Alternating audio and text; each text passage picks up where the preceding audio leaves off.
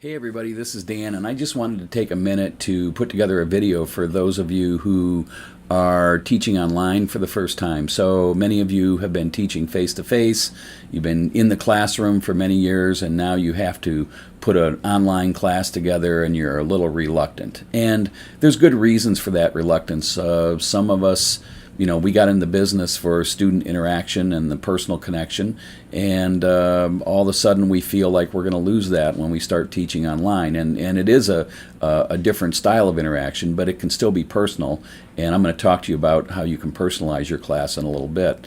Other instructors are reluctant because they feel like teaching online is some sort of plot by the administration to eliminate their jobs or make them more plug and play, and I can assure you that's not true either. The bottom line with online teaching is that many students want their classes online, not all of them, but as more students are working and students don't have as much time as they perhaps did at one time, they like the convenience of an online class. So there's a lot of benefits both as teachers and as students from teaching online.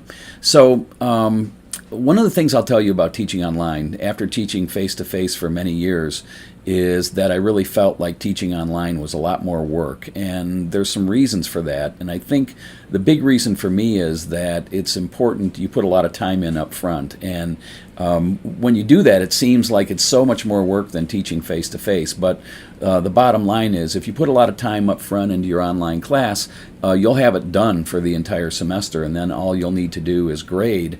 And you'll find that you can spend a lot more time grading and giving better feedback to your students. So it'll seem like more work, but once you get used to it and get the prep work done up front, you're going to find that it's really not that much more work than teaching face-to-face. I would say it's easier because there's a lot of convenience. And I would also say the feedback that I can give to students is a lot more effective because I can spend more time thinking about grading and giving them substantive feedback.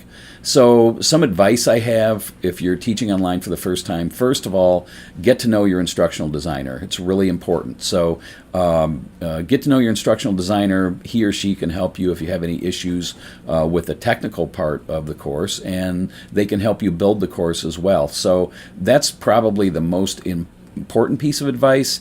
If you don't want to work with an instructional designer, I know as instructors, many of us are self-efficacious. We really like to do things on our own.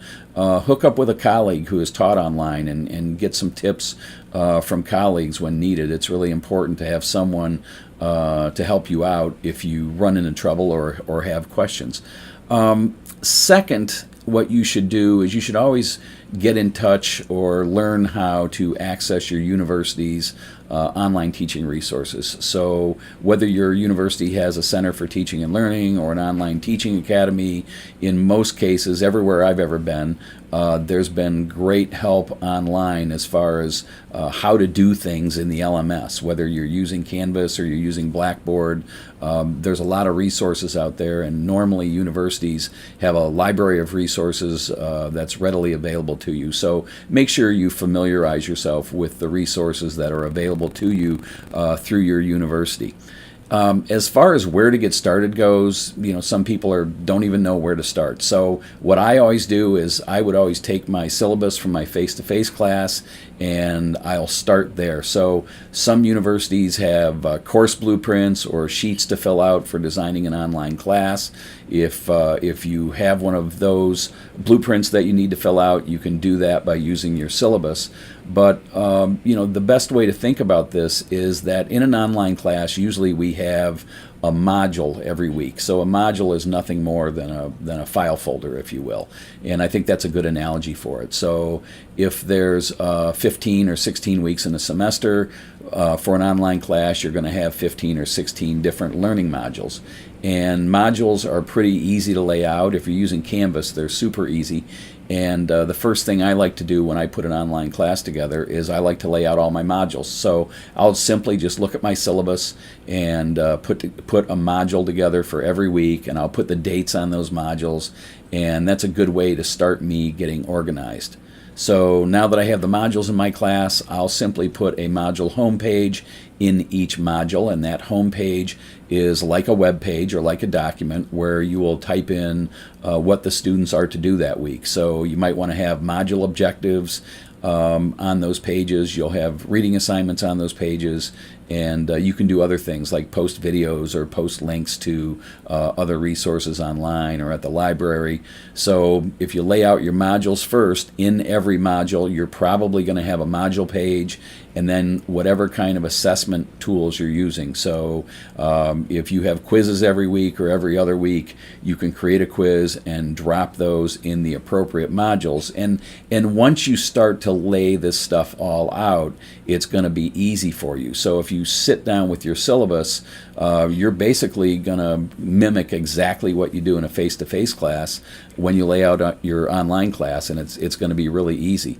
Your instructional designer can help you build quizzes or build assignments, or again, you can access your university's online resource center and learn how to do it on your own. It's really not that difficult.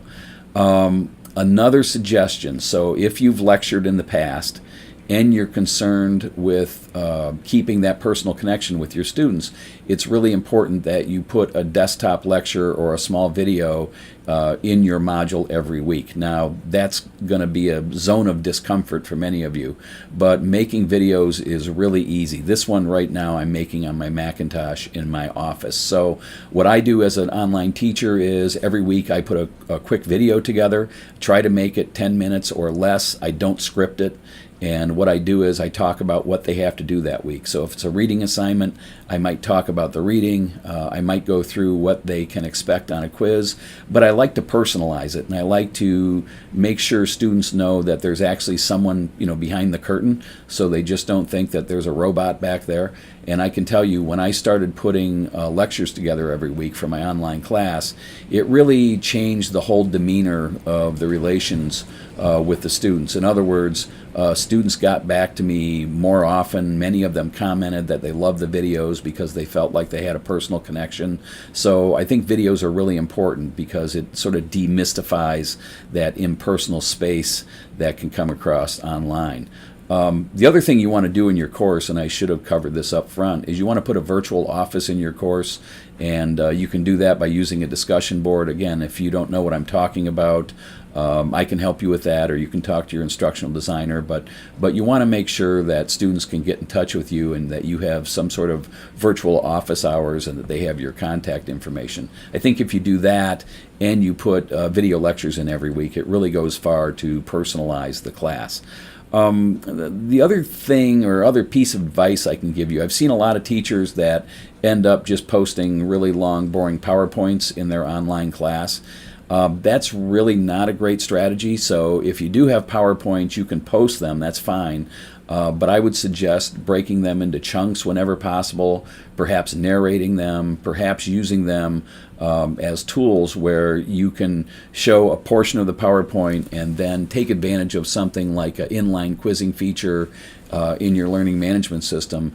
Maybe put together some low-stakes quizzes after a student watches a portion of a PowerPoint. It really enhances learning, and it makes the learning process online more active. So those are just some quick tips and tricks as far as preparing yourself to teach online. It's not something that you should be afraid of. Again, my best advice is to get everything done up front so you can spend more time during the semester giving grades and giving feedback. And I think after you get used to it, you'll enjoy teaching online as much as face-to-face. That's it for now. If you need anything, please let us know.